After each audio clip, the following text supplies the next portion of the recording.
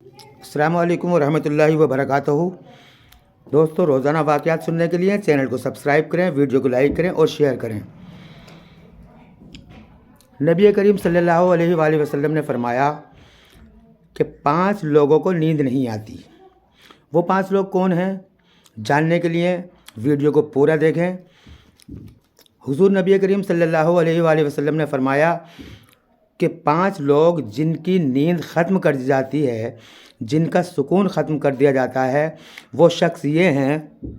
Number 1، جو شخص کسی کے قتل کا ارادہ رکھتا ہو، یعنی جو شخص بلا وجہ کسی کے قتل کا ارادہ رکھتا ہو، اس کے بارے میں ہے قرآن پاک میں ارشاد ہے، جو شخص کسی مسلمان کو جان بوجھ کر قتل کرے تو اس کی سزا جہنم ہے، جس میں وہ ہمیشہ رہے گا، اور اللہ اس پر غضب کرے گا اور لعنت بھیجے گا، اور اللہ نے اس کے لیے بڑا عذاب تیار کر رکھا ہے۔ سورہ نساء آیت نمبر 93۔ دوسرا وہ شخص، نبی کریم صلی اللہ علیہ وآلہ وسلم نے فرمایا کہ جس کے پاس مال و دولت ہو اور اسے کسی پر بھروسہ نہ ہو، یعنی مال و دولت تو ہو اور وہ کسی پر بھروسہ نہ رکھتا ہو، جو اپنے مال کو اللہ کی راہ میں خرچ نہیں کرتا، مال اکٹھا کرنے میں لگا رہتا ہے، اللہ تعالیٰ ایسے انسان کی نیند اور سکون ختم کر دیتا ہے۔ یعنی جس کے پاس مال ہو اور وہ مال اللہ کی راہ میں خرچ نہ کرے، اللہ تعالیٰ ایسے انسان کا سکون اور نیند ختم کر دیتا ہے۔ نمبر 3، جس نے لوگوں سے بہت سی جھوٹی باتیں کہی ہوں اور لوگوں پر جھوٹے الزام لگائے ہوں، یعنی جھوٹا شخص۔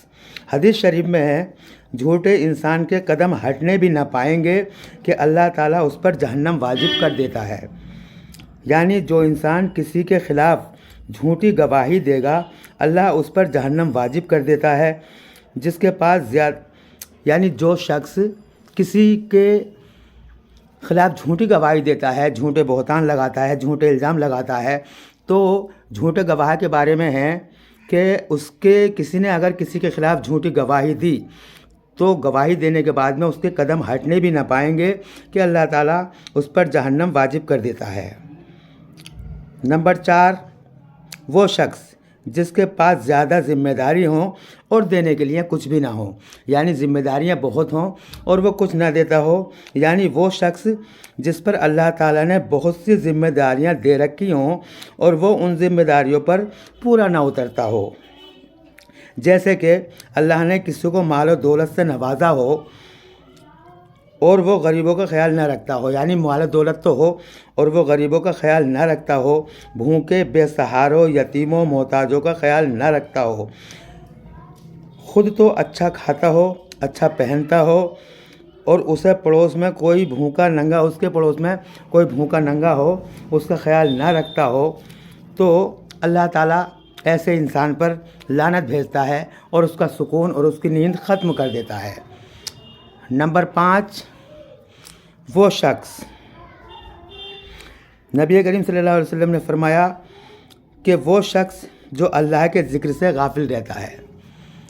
5واں، وہ شخص جو اللہ کے ذکر سے غافل رہتا ہے، دنیا کی باتوں میں مشغول رہتا ہے اور اپنے مالک حقیقی سے غافل رہتا ہے، یعنی اللہ رب العزت سے غافل رہتا ہے، اپنی دنیاوی باتوں میں مشغول رہتا ہے اور اللہ کے ذکر سے غافل رہتا ہے، اللہ کا ذکر نہ کرتا ہو، اللہ کی نعمتوں کا شکر نہ کرتا ہو، اللہ تعالیٰ ایسے لوگوں کا سکون اور ایسے لوگوں کی رات کی نیندیں ختم کر دیتا ہے۔ تو دوستو، ہمیں چاہیے کہ ہم ہر حال میں اللہ کا شکر ادا کرتے رہیں۔ اگر اللہ تعالیٰ نے ہمیں مال و دولت سے نوازا ہے تو ہماری ذمہ داری بنتی ہے کہ ہم اپنے پڑوسیوں کا خیال رکھیں۔ اگر کوئی بھوکا ننگا ہے تو اس کو کھانا کھلائیں، کوئی ننگا ہے تو اس کو کپڑا پہنائیں، یہ ہماری ذمہ داریاں ہیں۔